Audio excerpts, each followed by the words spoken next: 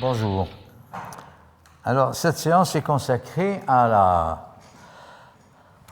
de manière très synoptique au féodalisme occidental, puisqu'il va prendre naissance pratiquement à partir de la fin de la civilisation musulmane, suivant la périodisation de Maurice Lombard. On a vu que Maurice Lombard, pratiquement, on considère que la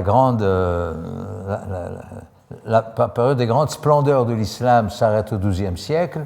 Nous, on va reprendre à partir de cette période pour montrer un petit peu que le féodalisme et le développement, en quelque sorte, féodal de l'Europe, il prend naissance au moment où la civilisation musulmane est en fin de course, selon, évidemment, la périodisation de Maurice Lombard. Alors, il y aura, en fait, trois parties que je vais essayer de regrouper dans la même discussion. Il y a le féodalisme dans sa genèse, sur le plan historique et sur le plan institutionnel. Ensuite, il y a l'évolution du féodalisme jusqu'à l'absolutisme, c'est-à-dire l'étape à partir de laquelle il y a une modification dans le paysage du féodalisme avec l'émergence de l'État monarchique. Et puis enfin, il y a une comparaison avec l'Europe de l'Est. Alors, en ce qui concerne l'État absolutiste, il y a le point de vue de Perry Anderson, qui a écrit un ouvrage sur l'État absolutiste en Europe de l'Ouest et en Europe de l'Est. Enfin, il a consacré deux tomes, un pour l'Europe de l'Ouest et l'autre pour l'Europe de l'Est. Ils sont dans la bibliographie générale, pour montrer la différence qu'il y a entre l'évolution au sein de l'Europe de l'Ouest et au sein de l'Europe de l'Est, parce que les choses se sont passées différemment. Et puis, il y a la version de Pierre Chonu, qui est tout à fait contraire à celle de Perry Anderson, dans la mesure où Perry Anderson s'intéresse beaucoup à l'aspect idéologique, religieux, institutionnel, tandis que Perry Anderson s'intéresse beaucoup, disons, à l'infrastructure, aux conditions écologiques, matérielles, géographiques, etc., qui expliquent, selon lui, l'émergence du féodalisme vers le capitalisme à venir. Donc nous nous arrêterons en gros au milieu du XVe siècle en ce qui concerne ces trois éléments comparatifs. Alors nous revenons donc au départ sur la genèse du féodalisme. Je rappelle les périodisations classiques ici. À partir du 1er siècle de l'ère chrétienne jusqu'au 5e siècle, on est, en matière de chronologie, dans ce qu'on appelle la domination impériale. Cette domination impériale romaine, elle-même, elle va connaître deux périodes. Une période qui va jusqu'au début du IVe siècle, et qui est une domination impériale fondée sur l'énothéisme, c'est-à-dire sur une pratique polythéiste avec une divinité supérieure, une divinité hégémonique, à côté d'autres divinités inférieures. Donc on est dans un sorte de panthéisme ou de polythéisme, mais hiérarchique. À partir du début du IIIe siècle, il y a l'avènement du christianisme, c'est l'empereur Constantin qui se convertit, et comme je l'avais expliqué, je pense par ailleurs, il y a des avis différents, divergents sur les motifs de cette conversion. Je suis plus proche de la version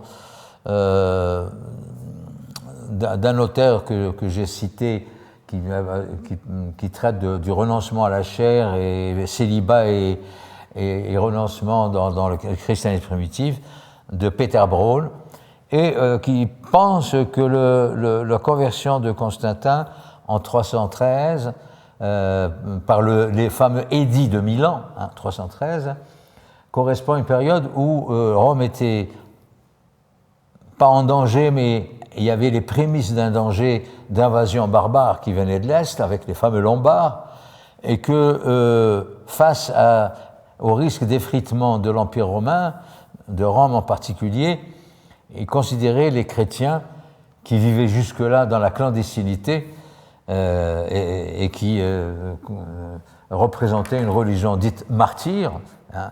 Non, elle n'était pas martyre parce que c'était une autre religion que les religions païennes chrétiennes, romaines, mais parce qu'on considérait que la religion du Christ c'est une religion subversive, parce qu'elle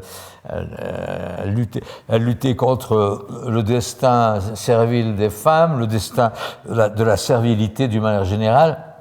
Il y avait des aspects moraux, disons, proches de la cause plébéenne et qui dérangeaient l'ordre impérial romain. Ce n'est pas tellement en tant que religion, mais parce qu'elle recelait quelques ingrédients de contestation, si j'ose dire, sociale. Et c'est ainsi que, dans un contexte tout à fait différent, là où Rome risquait d'être prise d'assaut par les barbares, les prémices de ce mouvement commençaient à peine, et il pensait que la meilleure solution, c'est de s'allier à ce réseau de chrétienté qui était bien soudé. Vous savez, les structures clandestines sont toujours efficaces. C'est comme chez nous, au moment de l'organisation du FLN. Le FLN n'était pas très bien équipé, et pourtant, il a fait trembler la France dès le début, dès les années 54-55. Donc il y a toujours une espèce cette force du faible, en quelque sorte. Parce qu'ils étaient soudés dans le contexte de la diaspora, dans le contexte diasporal. Donc il va en quelque sorte s'allier cette force pour essayer de redorer le blason de l'Empire, ressouder les liens entre les différents segments de la société romaine et faire face à l'impérialisme, le nouvel impérialisme, la nouvelle hégémonie barbare. En tout cas, c'est une thèse qui est formulée par Peter Braun que personnellement je trouve tout à fait probable, parce que se convertir au christianisme parce qu'il a fait un rêve, ça me relève plus de l'histoire légendaire que de l'histoire au sens propre du terme. Bon, alors donc, 1er siècle avant Jésus-Christ jusqu'au 5e siècle, domination impériale avec, alors, à partir du 2e siècle, apparition du christianisme sous sa forme plus ou moins clandestine, et au IVe siècle, notamment à partir de 313, développement et conversion. Toujours en ce qui concerne la deuxième colonne, l'évolution de l'Église, au Ve siècle, c'est la date de la conversion de Clovis. Clovis est baptisé en 496 devant la cathédrale de Reims. Il a été converti par son épouse Clotilde, qui est une Burgonde. Les Burgondes, ce sont des barbares. Ce sont des sectes barbares ou des strates barbares qui ont vécu dans la région girondine et qui semblaient s'être convertis précocement.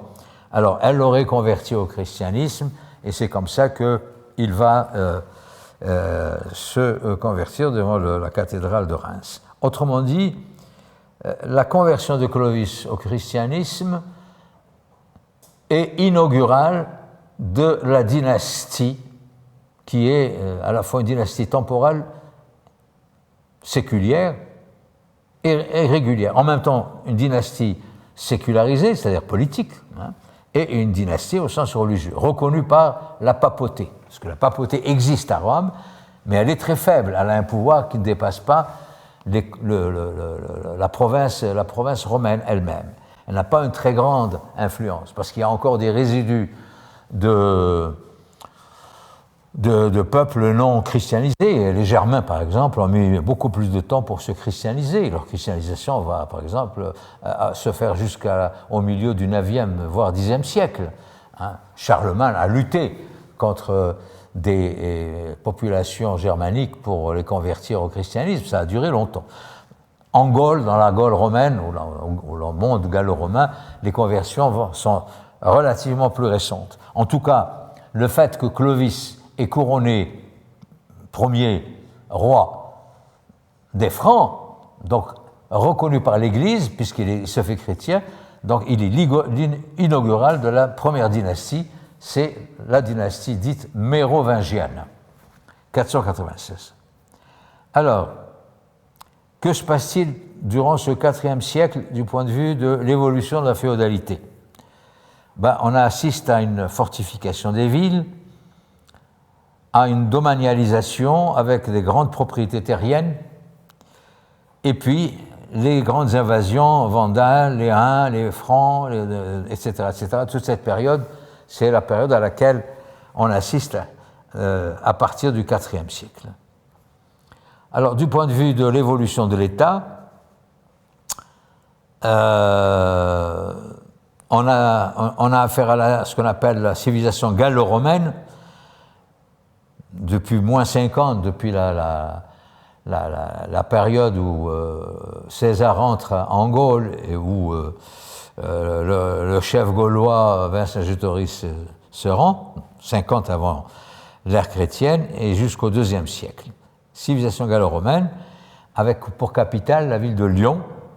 Et à cette époque, dans l'espace gallo-romain, il y a 3 provinces qui sont l'Aquitaine, la Celtique et la Belgique. Ce sont 3 provinces qui se retrouvaient donc à l'intérieur de ce qu'on appelle le domaine gallo-romain. Alors, au IIIe siècle, on assiste à une tentative d'autonomie avec l'Empire gaulois sous Clovis, sous Vercingétorix, qui échoue, et puis Dioclétien, après César, va reprendre la main, il reconquiert la Gaule, et qui va découper en 2 diocèses la province des Gaules et la province de Viennoise. Et enfin, à la fin du Ve siècle, on assiste à la chute de Rome et à la relève de Byzance. C'est-à-dire, c'est le christianisme oriental qui va prendre la relève, qui va prendre le dessus. À partir du XVIe jusqu'au VIIIe siècle, donc, nous assistons en matière de chronologie à la dynastie mérovingienne qui va de 496, date de la conversion de Clovis, jusqu'à 751, fin de l'ère mérovingienne. En ce qui concerne l'évolution de l'Église, pas de changement sensible. En matière d'évolution de la féodalité, il y a 3 royaumes qui entrent en lutte rivale. C'est l'époque de ce qu'on appelle les maires du palais. On parle de Charles Martel qui aurait arrêté les morts, les Sarrasins à Poitiers, l'histoire de Poitiers, quand les musulmans sont arrivés en France. Ce sont les maires du palais qui remplacent un peu les féodalités qui ont succédé par la suite. Alors, affaissement de la royauté mérovingienne, c'était l'époque des rois fainéants, n'est-ce pas? Et malgré l'effort des maires du palais qui ont essayé de maintenir en quelque sorte l'institution mérovingienne en l'état. En ce qui concerne l'évolution de l'État mérovingien, donc depuis la fondation de la dynastie mérovingienne, à la mort de Clovis, il y a 3 royaumes qui vont se constituer et qui vont être autonomes les uns par rapport aux autres, avec une certaine férocité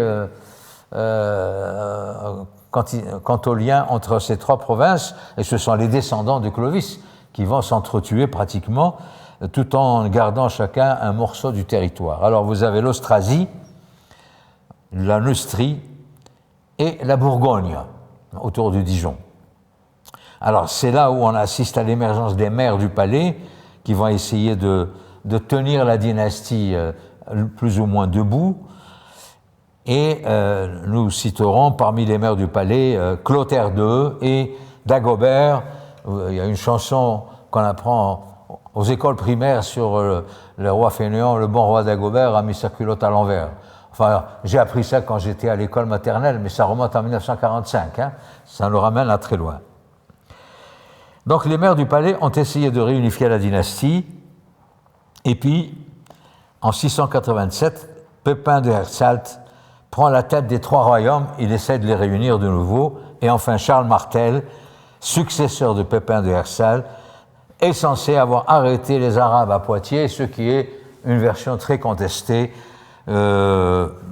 sachant que les Arabes n'ont pas été arrêtés à Poitiers, mais qu'ils ont été beaucoup plus loin que Poitiers, qu'ils sont restés longtemps sur les rives méridionales de la France, qu'ils ont séjourné très longtemps dans les régions pyrénéennes et qui sont restés jusqu'à pratiquement... ils n'ont pas quitté les lieux, soit parce qu'ils se sont convertis, soit pour d'autres raisons. Enfin, nous n'avons pas de version autorisée sur le sujet. Alors, on passe à la suite, au passage de la dynastie mérovingienne à la dynastie carolingienne, du 8e au 10e siècle, c'est-à-dire de 751 à 987. Celui qui va succéder au dernier maire du palais, c'est Charlemagne, qui est couronné empereur et chef temporal de la chrétienté romaine. Et là, on assiste à une confusion entre le pouvoir temporel et le pouvoir spirituel, puisque le charisme de Charlemagne confine à la sainteté, un syncrétisme État-Église. Hein. Certains historiens disent que Charlemagne était tellement bon chrétien, puisqu'il était l'empereur du Saint-Empire romain germanique. Hein. Il était à la fois... Il était empereur du Saint-Empire romain germanique de l'Occident, de tout l'Occident, c'est-à-dire l'Occident latin, mais aussi une partie de l'Occident germanique qu'il a conquis pour ensuite élargir le domaine de la chrétienté à toute la région nord ou nord-est de l'Europe. À la même période carolingienne, il est question de l'apparition d'un homme de science et un homme de sagesse, une sorte de grand théologien qui va asseoir en quelque sorte la doctrine du pouvoir carolingien, c'est Alcuin. Oui, l'historiographie signale la présence d'Alcuin qui vient d'Espagne et qui est une espèce de savant de l'école palatine qui est fondée par Charlemagne. Donc il y a une espèce d'école, une grande école, une école savante, théologique, et qui va en quelque sorte asseoir un peu la doctrine à la fois spirituelle et religieuse et institutionnelle du pouvoir carolingien.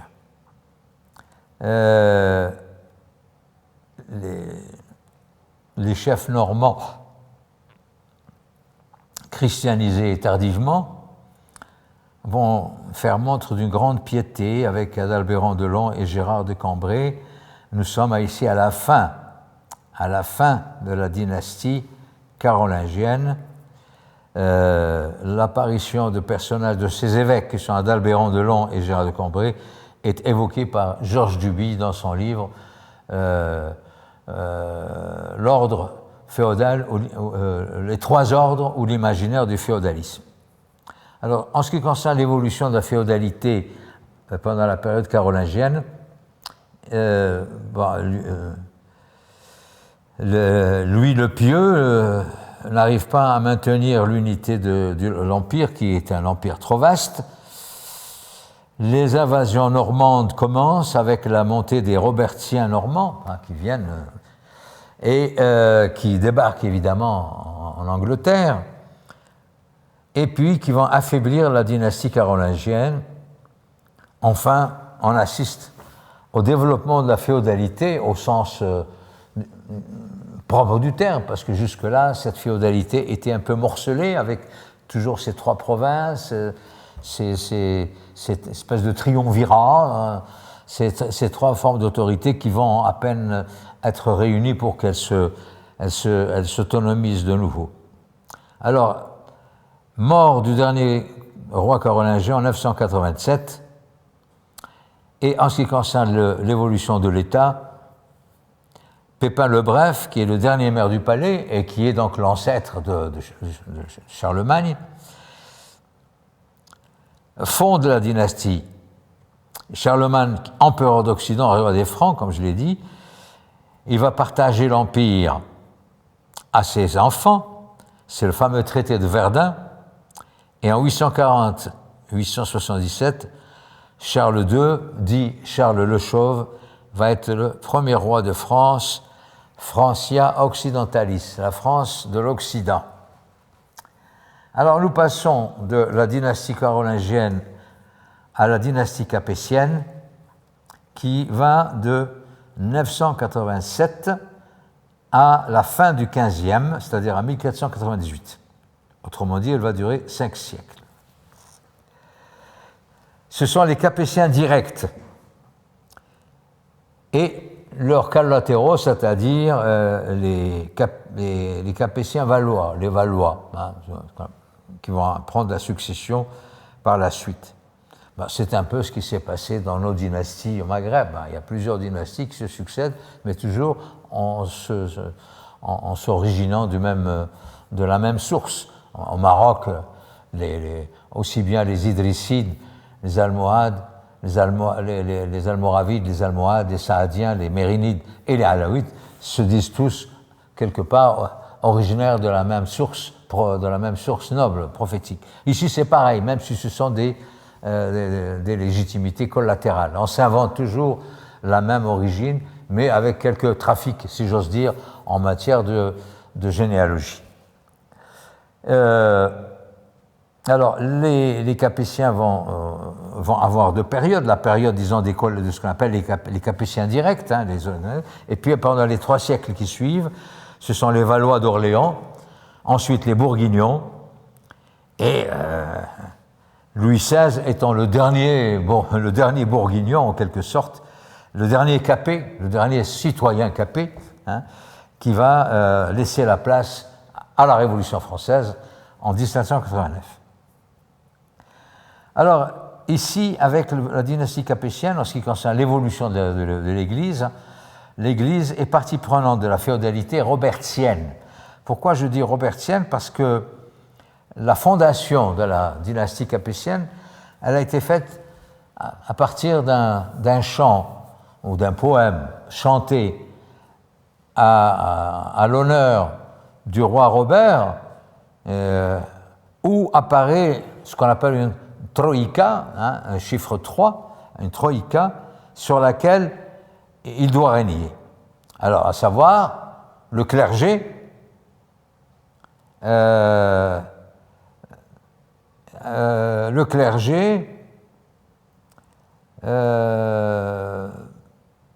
les aristocrates ou les nobles, enfin les chevaliers plus exactement, et la plèbe. Alors,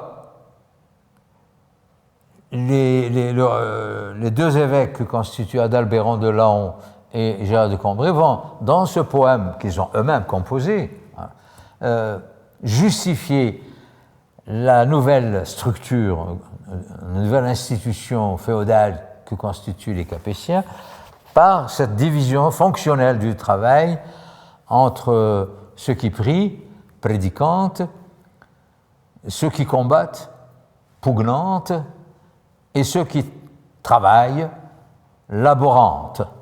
J'en ai parlé précédemment, dans les cours précédents. Donc, c'est une façon de justifier l'existence de ces 3 fonctions. Alors, Georges Duby reprend à son compte cette problématique trifonctionnelle qu'il emprunte à Georges Dumézil, qui a écrit un livre magistral sur la trifonctionnalité des mythes indo-européens. Donc, cette structure ternaire, elle continue selon, évidemment, l'analyse faite par le successeur de Dumézil, qui est Georges Duby, pour dire qu'elle fonctionne évidemment dans le cas du féodalisme européen dans sa version capétienne. C'est dans la version capétienne qu'elle apparaît grandement avec ces trois prérogatives.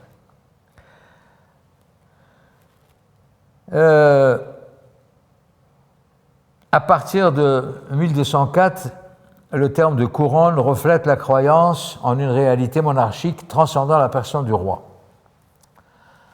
Alors, les datations ne sont pas concordantes suivant les historiens.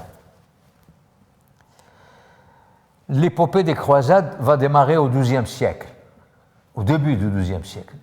Donc, les croisés, c'est-à-dire les chevaliers de l'ordre, des différents ordres, qui vont à Jérusalem pour défendre, pour la libérer des mains des Sarrasins, en quelque sorte, vont évidemment justifier la fonction qui est la leur, celle de chevalier, mais on sait très bien que cette chevalerie n'a rien de latin.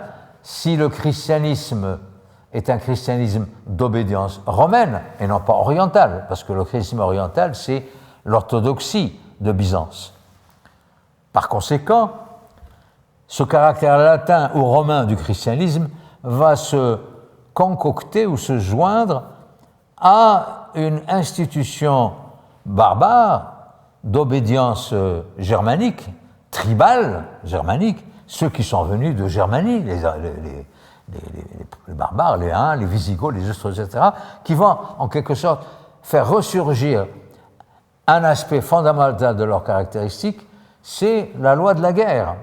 Ce sont des cavaliers, ce sont des chevaliers qui combattent pour conquérir des territoires.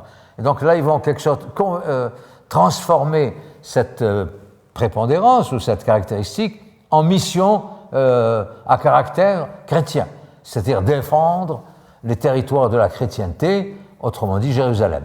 Donc vous voyez, c'est cette transposition. Autrement dit, le christianisme à l'époque capétienne est un mixte entre la latinité ou la romanité du culte chrétien, qui est différent du caractère orthodoxe oriental du christianisme, et cet apport exogène, entre guillemets, provenant des tribus germaniques, tribalo-germaniques. Et là, ces évêques vont en quelque sorte donner sens à cette trilogie, ceux qui prient et qui ont la légitimité voulue par Dieu, et c'est eux qui vont légitimer le roi. Donc le roi, il tient sa légitimité de la bénédiction monacale, en l'occurrence de l'Église. Ensuite, ceux qui combattent, ils sont les hommes liges de la royauté. Donc ce sont les vassaux du suzerain roi. Et puis, il y a ceux qui travaillent, c'est-à-dire les serfs, qui, comme je l'avais dit dans les cours précédents, ont pour fonction d'expier les péchés commis à l'encontre de Christ et pour la rédemption des fidèles. Donc, le travail a une connotation expiatoire. C'est pas la conception ni marxiste, le travail aliénant, ni la conception moderne, contemporaine du travail qui nous réalise en tant qu'hommes. Eh bien, cette trilogie, ou cette troïka, a duré longtemps. C'est la dynastie qui a duré le plus longtemps, même si on considère que les Capétiens non directs, les héritiers indirects de l'ordre capétien, que sont les Valois, Orléanais et Bourguignons, ça reste quand même, ils sont dans la même mouvance que la mouvance originelle capétienne. Eh bien, elle a quand même duré 9 siècles. Elle va jusqu'à la Révolution de 1789. Alors, la question du passage à l'état absolutiste, selon la formule de Perry Anderson. Perry Anderson, il considère qu'il y a une révolution dans la révolution. Il y a une révolution à l'intérieur de l'ère féodale, de la dynastie féodale, ou du mode de production féodal. Il y a une espèce de révolution douce qui consiste à ce que, à partir de la fin du XIIIe siècle, va se constituer un segment patricien, une espèce de patricien urbain, qu'on va appeler la bourgeoisie, c'est-à-dire les habitants des bourgs autour des villes, et va se reformer un peu ce qui a existé dans les villes les républiques romaines. À l'époque romaine, il y avait une espèce de citoyenneté romaine, urbaine ou périurbaine, qui avait disparu dans la mesure où aussi bien la dynastie mérovingienne, la dynastie carolingienne que la dynastie capétienne dans les premiers siècles étaient des dynasties d'obédience rurale. Hein. On est dans le château, on est dans le fortin, on est dans le monde rural, hein, contrairement à ce que j'ai dit pour la séance consacrée à l'accumulation marchande en Méditerranée, où on a affaire au monde des villes. Hein. Là, on a au monde de l'arrière-pays. La ville va renaître de ses cendres après la fin de l'Empire romain. À partir du XIIIe siècle, il va y avoir des villes qui vont jouer un rôle notamment marchand, et ce sont ces patriciens-là qui vont faire vivre cet espace urbain sur le plan culturel et sur le plan économique. Et on assiste au fur et à mesure, à partir de 1328, à la mort du dernier Capétien direct, à une véritable crise de succession des collatéraux. Hein. Tous ceux qui se réclament de la même légitimité, mais qui sont des cousins, directs ou indirects, encore une fois, les Valois, les Bourbons, etc., qui vont... C'est un peu ce qui s'est passé avec les gens du Tafilalet au Maroc, qui sont venus du Tafilalet pour reprendre le flambeau de la dynastie saadienne, qui s'est terminée au début du XVIIe siècle, et il y a eu 25 ans d'interrègne, pendant lequel les Zaouïas maraboutiques, notamment Abou Bakr Dilahi de l'Atlas, a pris la relève, il a pris le pouvoir pendant un quart de siècle, jusqu'à ce que les gens du Tafilalet viennent le déplacer et reprendre le flambeau de la dynastie chérifienne. Ben, c'est exactement pareil. Donc il y avait des guéguerres entre les prétendants au trône, et là qu'on voit bien que tout ce système trilogique ou triadique dont parlaient les évêques d'Albert Delon et Gérard de Combray est en train de s'effriter. Et c'est à ce moment-là qu'on passe d'un pouvoir fondé sur les allégeances personnelles. Hein, les allégeances personnelles, qu'est-ce que c'est que les allégeances personnelles? Vous avez le roi qui a un pouvoir de droit divin, puisqu'il partage quasiment sa légitimité avec la Sainte Église. Hein. Donc il y a ici une confusion syncrétique entre ce qui relève de l'Église et ce qui relève de la royauté. Hein. La royauté est consubstantielle du pouvoir pontifical. À ce titre, le roi, il donne son bienfait à ses vassaux, c'est-à-dire aux chevaliers, aux nobles, qui lui doivent obéissance et qui lui doivent assistance en cas de guerre. C'est ce qu'on appelle un contrat synallagmatique. Moi, j'écris parce que le mot est difficile à écrire. Je suis vraiment navré. Hein. Un pouvoir synallagmatique, c'est un pouvoir où il y a des droits et des devoirs. C'est un principe contractuel, enfin, il n'est pas écrit, ce n'est pas un droit écrit, c'est un droit tacite dans lequel il y a des obligations et des devoirs. C'est-à-dire que le roi accorde son bienfait à ses sujets nobles, à la noblesse d'épée en l'occurrence, moyennant quoi il lui prête assistance. Donc, il paye leur dette de légitimation par le roi par l'assistance militaire en cas où le roi et la personne du roi est menacée par des guerres extérieures.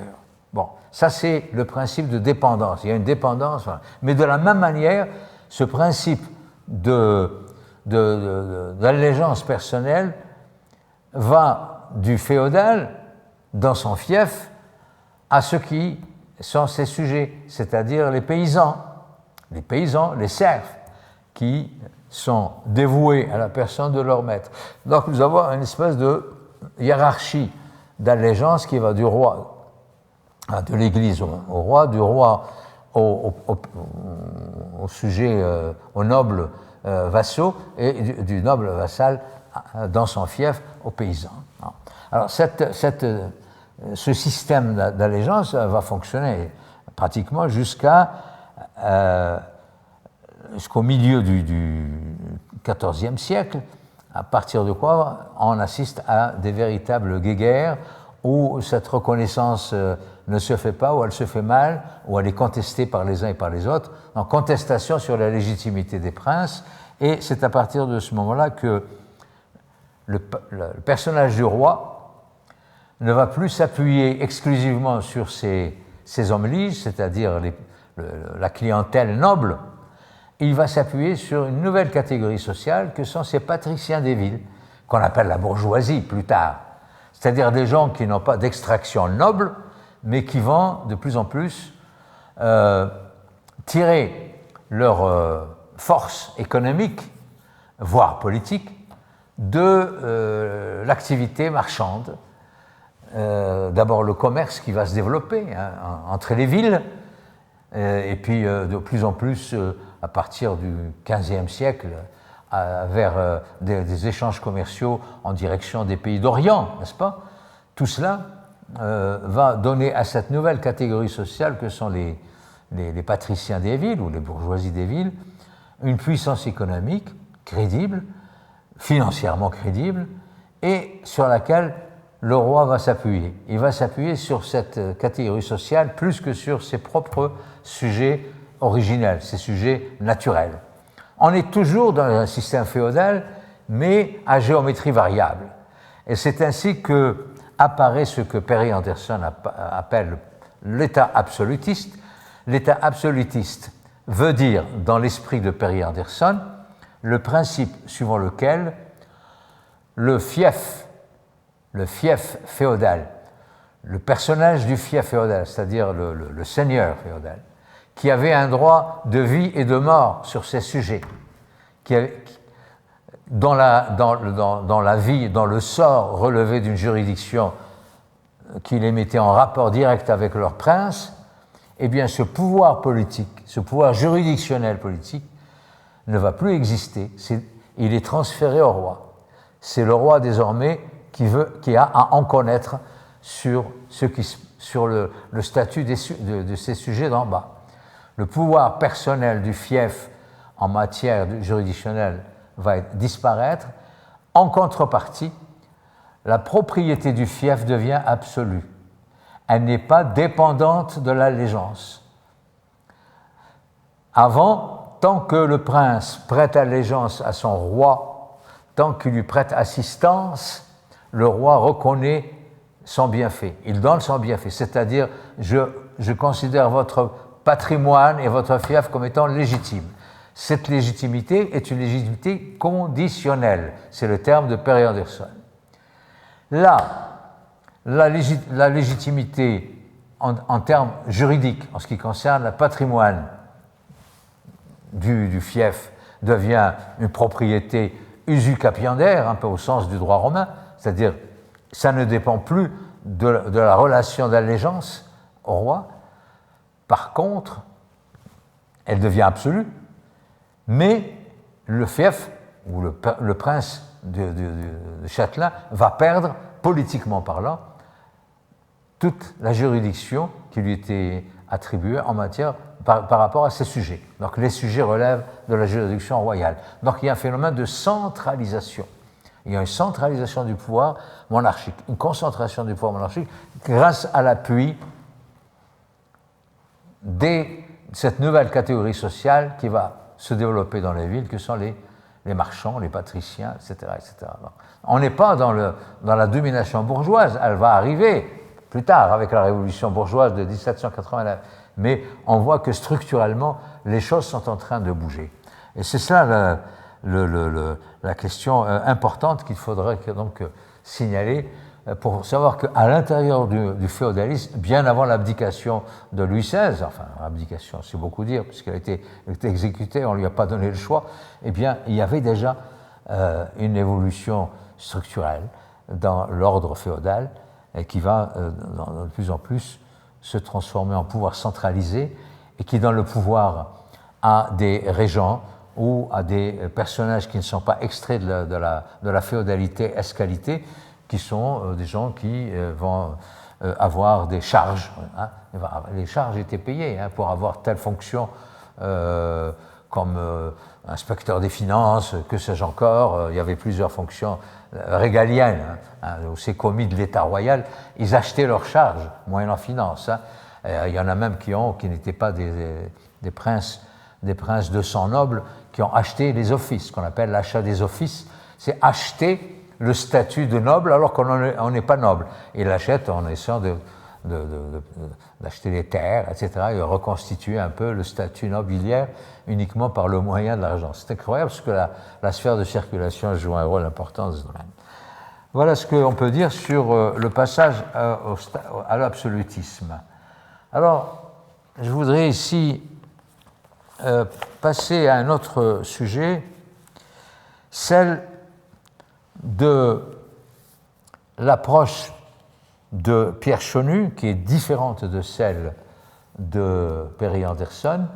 Encore une fois, Perry Anderson, il accorde beaucoup d'importance à ce qui se passe au niveau du fonctionnement idéologique, institutionnel, juridique et religieux. Perry Anderson, lui, il a une conception plus de géographe que d'historien. Enfin, lui, il consulte les données matérielles. Alors, ça c'est un peu la deuxième thèse. Pour lui, il travaille un peu sur l'accumulation primitive et sur le développement du féodalisme dans l'Europe de l'Ouest. Pour lui, il y a un primat d'infrastructure.